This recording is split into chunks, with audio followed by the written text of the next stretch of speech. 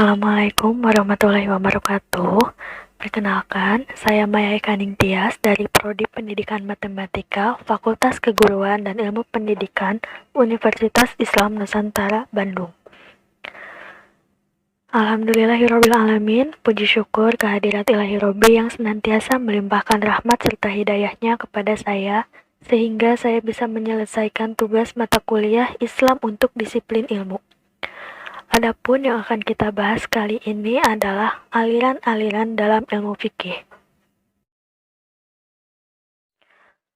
Ruang lingkup pembahasannya yaitu hakikat ilmu fikih, aliran-aliran dalam ilmu fikih, ciri aliran-aliran dalam ilmu fikih, serta perbedaan aliran-aliran dalam ilmu fikih.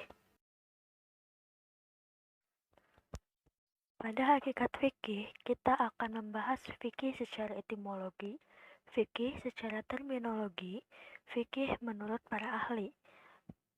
Pada aliran-aliran dalam ilmu fikih, yang akan kita bahas adalah aliran Syafi'iyah dan Mutakalimin, aliran Fuqaha, dan aliran Al-Jam'u atau gabungan.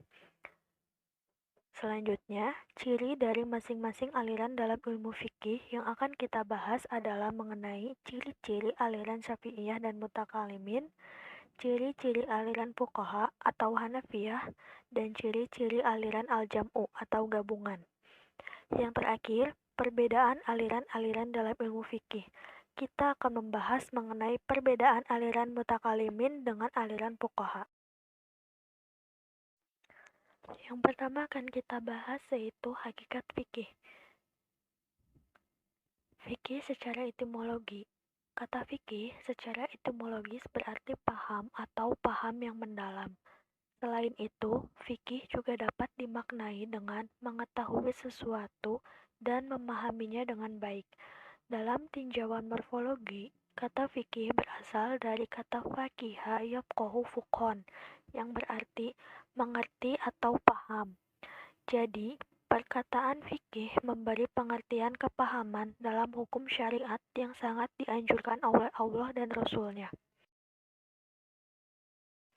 Selanjutnya, fikih menurut para ahli. Yang pertama, menurut ulama Syafi'iyah. Pada masa Imam Syafi'i, para ulama Syafi'iyah memberikan definisi mengenai hakikat ilmu fikih, yaitu ilmu yang menerangkan segala hukum agama yang berhubungan dengan perbuatan para mukallaf yang digali dari dalil-dalil yang jelas atau terperinci. Al-Said Al-Juraini, sebagaimana dikutip oleh Nazar Bakri, mengemukakan pengertian ilmu fikih sebagai berikut. Ilmu yang menerangkan hukum-hukum syara yang amaliyah dan diambil dari dalil-dalil yang terperinci. Fikih adalah ilmu yang diperoleh dengan jalan ijtihad dan membutuhkan penalaran dan ta'ammul. Zainuddin Al-Malibari mengemukakan bahwa fikih akan mengarahkan terhadap suatu perbuatan itu bisa dihukumi wajib, haram, sunnah, makruh, ataupun mubah, yang disebut dengan hukum taklifi atau hukum yang berkenaan dengan perbuatan mukallaf, ataupun mengarahkan pada hukum wad'i, yakni hukum yang tidak ada hubungannya dengan perbuatan mukallaf. Setelah memahami beberapa pengertian yang dikemukakan beberapa tokoh tersebut, nampak jelas bahwa hakikat ilmu fikih meliputi hal-hal sebagai berikut. Yang pertama, fikih adalah ilmu tentang hukum syara. Yang kedua, fikih membicarakan amaliyah, furu'iyah, mukallaf. Yang ketiga, pengetahuan tentang hukum syara didasarkan pada dalil terperinci. Yang keempat, fikih itu digali dan ditemukan melalui ijtihad. Bertolak dari beberapa definisi fikih yang telah disampaikan, dapat disimpulkan bahwa hakikat ilmu fikih adalah ajaran-ajaran Islam yang berhubungan dengan perbuatan mukallaf yang diperoleh melalui penggalian atau istinbat dari dalil-dalil syara oleh ahli fikih. Selanjutnya kita akan bahas aliran-aliran dalam fikih.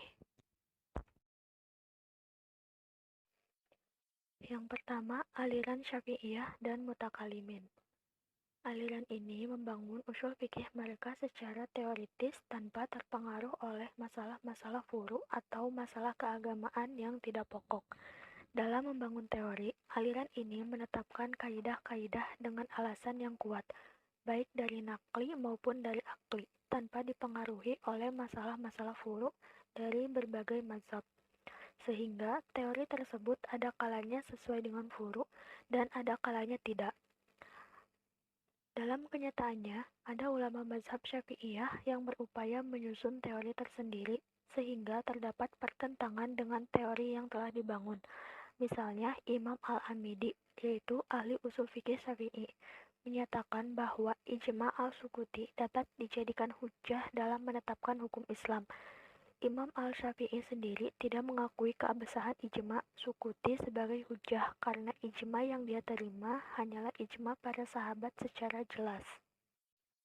Sesuai dengan namanya, aliran mutakalimin yaitu ahli kalam, maka aspek-aspek bahasa sangat dominan dalam pembahasan usul fikih mereka. Misalnya, masalah tasm atau menganggap sesuatu perbuatan itu baik dan dapat dicapai oleh akal atau tidak, dan takbih atau menganggap sesuatu itu buruk dan dapat dicapai oleh akal atau tidak. Pembahasan seperti ini biasanya dikemukakan para ahli usul fikih berkaitan dengan pembahasan hakim atau pembuat hukum. Kedua konsep ini berkaitan erat dengan masalah ilmu kalam yang juga berpengaruh dalam penentuan teori usul fikih. Yang kedua, aliran fuqaha. Aliran ini dianut ulama-ulama mazhab Hanafi. Dinamakan aliran fuqaha karena aliran ini dalam membangun teori usul fikihnya banyak dipengaruhi oleh masalah furu dalam mazhab mereka. Artinya, mereka tidak membangun suatu teori kecuali setelah melakukan analisis terhadap masalah-masalah furu yang ada dalam mazhab mereka. Dalam menetapkan teori tersebut, apabila terdapat pertentangan antara kaidah yang ada dengan hukum furu, maka kaidah tersebut diubah dan disesuaikan dengan hukum furu tersebut. Oleh sebab itu, aliran ini berupaya agar kaidah yang mereka susun sesuai dengan hukum-hukum furu yang berlaku dalam mazhabnya, sehingga tidak satu kaidah pun yang tidak bisa diterapkan. Yang ketiga, aliran al-jam'u atau gabungan. Aliran al-jam'u atau gabungan ini muncul setelah adanya dua aliran usul fikih sebelumnya. Aliran al-jam'u ini berupaya untuk memadukan kedua corak pemikiran usul fikih dari kedua aliran sebelumnya. Dalam menetapkan kaidah-kaidah usulnya, para penganut aliran al-jam'u ini mengemukakan alasan-alasan yang kuat dan juga memperhatikan penyesuaian dengan hukum-hukum yang telah ada. Aliran usul al-jam'u ini dalam uraiannya berupaya untuk mengemukakan pendapat-pendapat ulama, baik pendapat ulama dari usul mutakalimin maupun usul fuqaha dengan mengutamakan alasan dan argumentasi masing-masing pendapat. Kemudian, mereka analisis secara cermat dan objektif tanpa a priori pada salah satunya.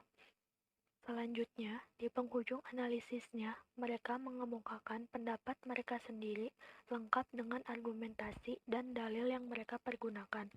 Cara seperti ini misalnya dilakukan oleh Al-Sa'adi, Ibnu Subaki, dan Ibnu Humam.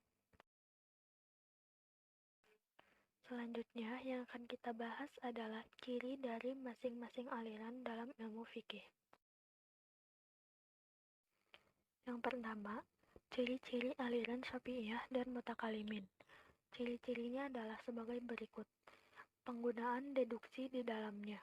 Usul fikih mutakalimin membahas kaidah-kaidah baik disertai contoh maupun tidak. Kaidah-kaidah itulah yang menjadi pilar untuk pengambilan hukum.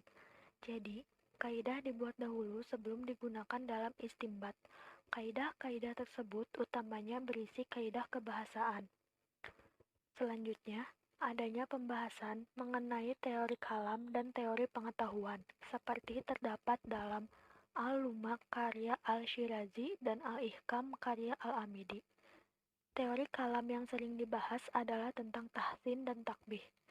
Sementara itu, dalam pembahasan mengenai teori pengetahuan tersebut, dimasukkan pengertian ilmu dan terkadang dimasukkan pula muqaddimah mantikiyah atau pengantar logika. Sebagaimana terdapat dalam Al-Mustasfa karya Al-Ghazali, Raudlah Al-Nadzir karya Ibnu Qudamah, dan Muntaha Al-Wusul atau Al-Sul karya Ibnu Hajib. Yang kedua, ciri-ciri aliran fuqaha atau Hanafiyah. Adapun ciri khas penulisan mazhab Hanafi dalam mengarang kitab usul fikih adalah sebagai berikut. Persoalan-persoalan hukum yang furu yang dibahas oleh para imam mereka, lalu membuat kesimpulan metodologis berdasarkan pemecahan hukum furu tersebut. Jadi, kaidah-kaidah dibuat secara induktif dari kasus-kasus hukum. Selanjutnya, kaidah-kaidah yang sudah dibuat bisa berubah. Perubahan kaidah-kaidah tersebut disebabkan karena munculnya kasus-kasus hukum yang menuntut pemecahan hukum yang lain.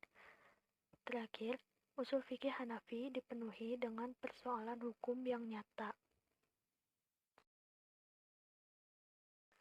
Yang ketiga, ciri-ciri aliran al-jam'u atau gabungan.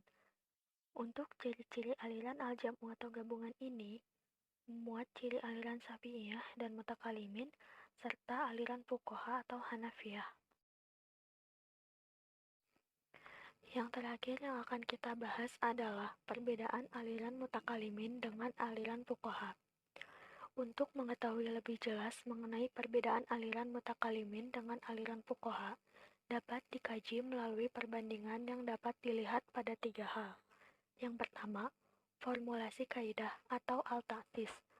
Dalam memformulasikan kaidah usul, Mutakalimin berpegang pada pemahaman usul bahasa, dalil-dalil syara, dan dalil akal. Sedangkan golongan fuqaha, kaidah usulnya diangkat dari fatwa-fatwa ulama dengan jalan mengaitkan antara masalah-masalah furu dengan kaidah-kaidah usulnya. Yang kedua, metodologi atau al-manhaj. Dari segi metode, aliran Mutakalimin mempergunakan metode teoritis deduktif, di mana teori itu dijadikan istinbat hukum. Sementara itu, metode aliran fuqaha adalah metode aliran praktis atau amali yang berasal dari hasil penelitian hukum-hukum furu. Dengan demikian, jelaslah perbedaan antara dua aliran ini, sebab usul Mutakalimin adalah merupakan aturan-aturan istinbat atau qawanin istinbat yang bersifat menetapkan. Sedangkan usul fikih fuqaha bersifat ditetapkan oleh furu, bukan menetapkan furu. Yang ketiga, aspek pemikiran atau al-tafkir. Aliran Mutakalimin dalam sistematika pembahasannya memulai pembahasan yang bersifat kebahasaan, kemudian pembahasan yang berhubungan dengan ilmu mantik, terakhir pembahasan yang berhubungan dengan dalil-dalil syara. Sistematika semacam ini telah ditempuh oleh Al-Ghazali, sedangkan aliran fuqaha memulai dengan mengungkapkan dalil-dalil syara. Cara mengeluarkan hukum dari dalil-dalilnya atau turuk al-istismar, pemahaman tentang persyaratan ijtihad, dan terakhir tentang kedudukan mujtahid dalam ijtihad manusia. Cara ini ditempuh oleh Fakhr al-Islam al-Bazdawi.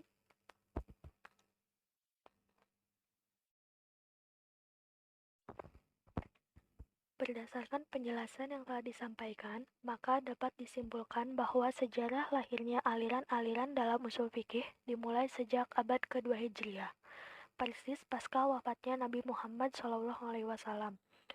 Muncul dan berkembangnya aliran-aliran dalam usul fikih ini beranjak dari konflik politik yang berkelanjutan hingga pemahaman teologi dan fikih. Oleh karena itu, khilafiyah dalam teori usul fikih adalah keniscayaan bagi umat Islam dan kaya akan ijtihadiyah. Hal ini dimulai dari kepemimpinan Abu Bakar Asy-Siddiq selaku pelanjut estafet kepemimpinan Nabi. Dalam perkembangannya, perbedaan dalam memahami nas atau dalil dalam menjawab persoalan mukallaf bagi umat Islam mengerucut pada 3 aliran populer, yaitu aliran Mutakalimin, aliran fuqaha, dan aliran al-jam'u atau gabungan. Pengaruh aliran-aliran dalam usul fikih adalah berkaitan erat dengan proses dan hasil hukumnya. Karena usul fikih sebagai ilmu dasar dalam menemukan hukum sangat menentukan konstruksi hukum yang dimaksud, sehingga penentuan aliran usul fikih yang tepat akan berbanding lurus dengan kekuatan konstruksi hukum itu sendiri. Alhamdulillahirobbil alamin. Materi telah tersampaikan. Saya Maya Kaning Tias. Mohon maaf apabila ada kesalahan atau apabila ada kata yang kurang berkenan. Wabillahi taufik wal hidayah. Wassalamualaikum warahmatullahi wabarakatuh.